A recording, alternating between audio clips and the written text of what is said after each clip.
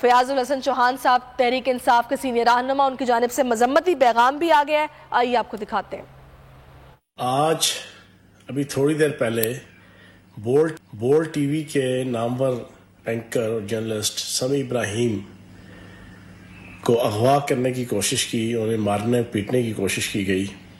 میں اس کی پرزور مذمت کرتا ہوں، اور میں پچھلے کئی دنوں سے اپنے پریس کانفرنسز اور اپنے ویلاگز کے اندر ایک بات کہہ رہا ہوں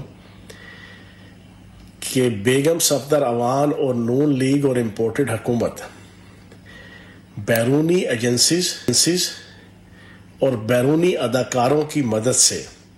پاکستان کے اندر پی ٹی آئی کے قائدین، نامور صحافی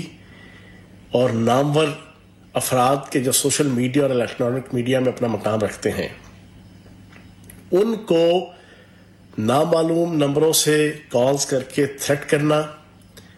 ڈرانا، دھمکانا اور پھر فزیکل ان کو ٹارچر کرنا۔ ایاز میر صاحب کے ساتھ بھی ہوا، اب یہ سمی ابراہیم کے ساتھ جو کچھ ہو رہا ہے، یہ بہت پری پلانڈ سازش ہے جس کے پیچھے امپورٹڈ حکومت، نون لیگ اور بیگم صفدر اوان کا پورا ایک نیٹ ورک کام کر رہا ہے۔ میں اس کی پرزور مذمت کروں گا۔ سمی ابراہیم ایک نامور نام ہے، ایک باعزت نام ہے، ایک جرأت مند نام ہے صحافت کا، تو ہم ابراہیم صاحب کے ساتھ آپ نے یہ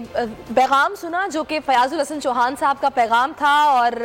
یہ سارا واقعہ جو کہ آج اسلام آباد میں پیش آیا ہے، سمی ابراہیم صاحب کو آج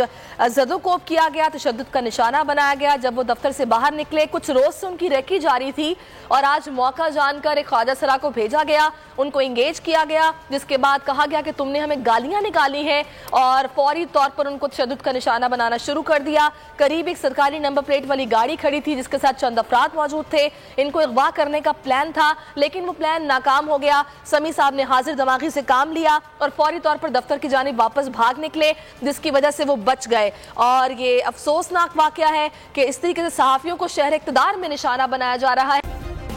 سبسکرائب کریں اور بیل دبائیں تاکہ کوئی خبر رہ نہ جائے۔